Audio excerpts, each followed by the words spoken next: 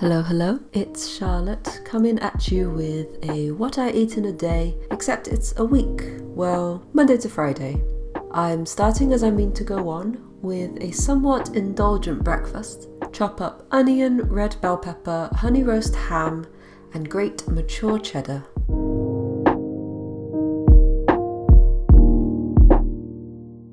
Fry all those bits in a generous amount of butter and remove it from the skillet.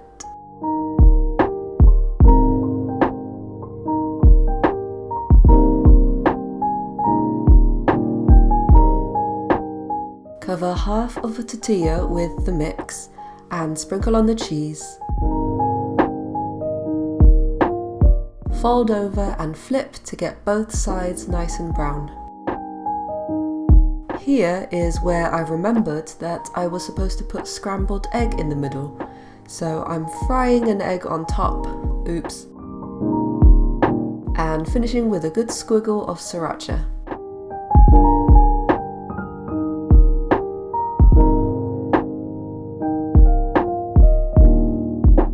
This lunch also doubles up as a hand workout, because I'll be squeezing lots of things. Squeeze the olive oil out of tinned tuna and squeeze as much water as possible out of grated celery and carrot. These go along with half a red onion into a bowl with smoked garlic mayo, olive oil and balsamic vinegar.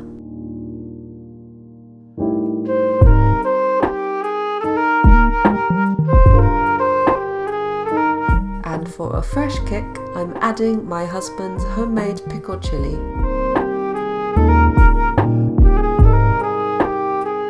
Dollop the tuna mix onto whatever bread you fancy with some shredded mozzarella and pepper.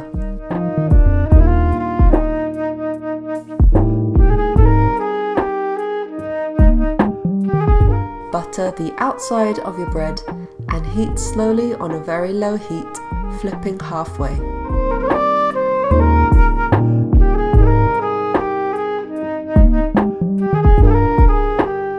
I don't know if serving crisps with a sandwich is just a British thing, but it makes the meal feel complete.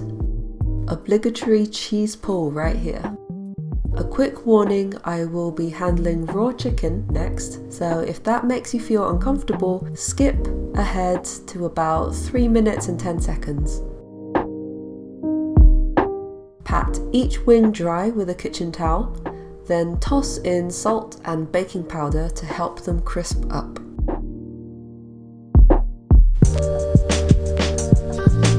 Place them on a single layer of a baking sheet and bake at 180 for about 45 to 50 minutes. In the meantime, put some white rice on and prepare the sauce. Gochujang, sesame oil, rock sugar, ginger and garlic paste, honey, soy sauce and a little water. Dissolve on a very low heat until the sauce is nice and thick. I'm making quick and easy side dishes, smashed cucumber in chili oil, and garlicky spinach.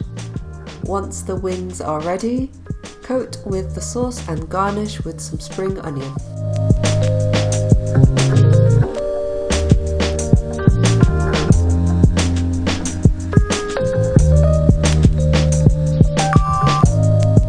Tuesday is a bit of a cheat day, as in I'm using pre-cooked meals, like this black rice, lentil and butternut squash congee.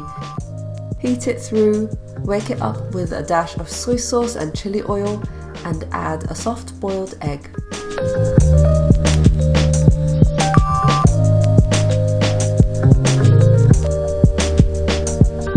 Whenever Nathaniel makes bolognese, he makes a huge pot that yields about 14 to 16 portions. It's absolutely glorious, and I'm so lucky that this delicious meal is always ready in the freezer. Add some pasta and lemon juice.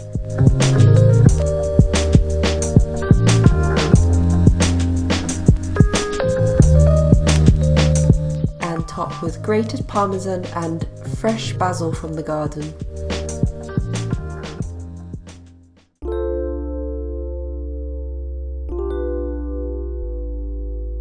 I had some very ripe bananas to use, so decided to bake a classic banana cake. The ingredients are exactly as you'd expect if you Google banana cake, but it's the topping that adds a little something extra.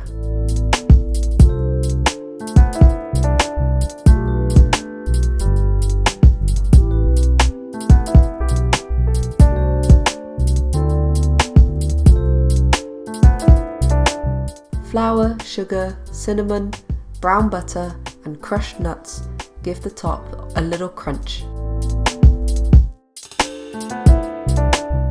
Recently, a TikTok by an American woman making tea made us Brits absolutely livid. Here's how I do it.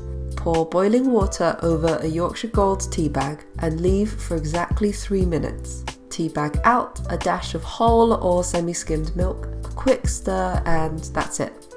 Perfect. Stab sweet potatoes all over and bake until soft.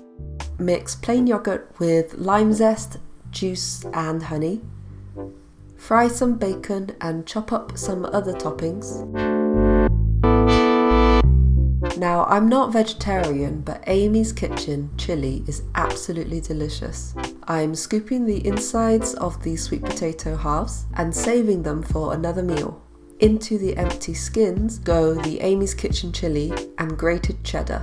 These go back into the oven until the cheese is melted. Dollop each with the honey lime yogurt and top with crispy bacon, spring onion and pickled jalapenos. Serve with lime wedges. Oh hey, itchy Westie boy. The world is weird right now. I'm being sensible and socially responsible, so please nobody tell me that I can't eat cake for breakfast. To prepare ahead of lunch, cut up and press tofu to remove moisture. Use something heavy. I'm using a stone pestle and mortar. Add a touch of light soy sauce and spread out on a baking sheet with some cut up cauliflower. Drizzle over with olive oil and salt. While it's baking, make a sauce with peanut butter, coconut milk, maple syrup, Thai red curry paste and lime juice. Wash gem lettuce leaves and pat dry. Assemble the cauliflower tofu and leftover sweet potato. Drizzle with the peanut sauce and garnish with fresh red chilli.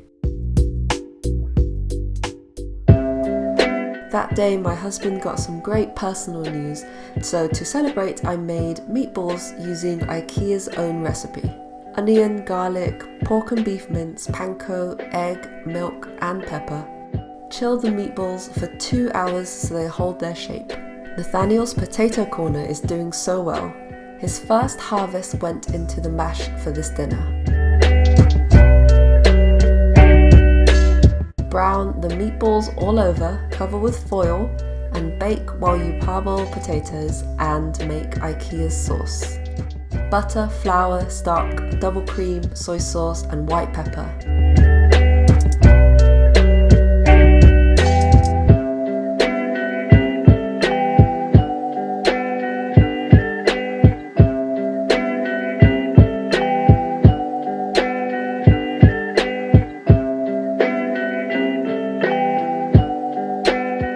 On Thursday I wasn't feeling well, so I slept in and missed breakfast.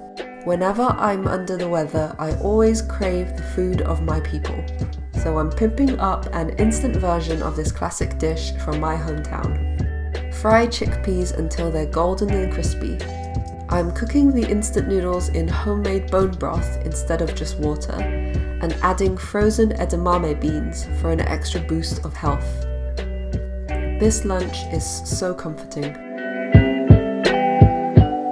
Continuing my healing process on this gloomy day, we ordered my favourite Sichuan dishes, trying to support local businesses in a socially responsible way.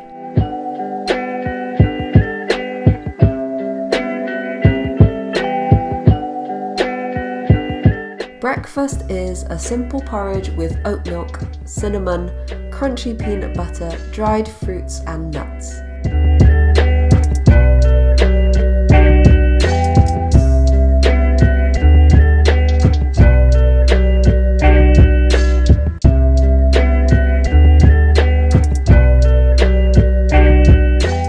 Nathaniel made our lunch, a simple miso soup with leftover rice and pickled mustard greens.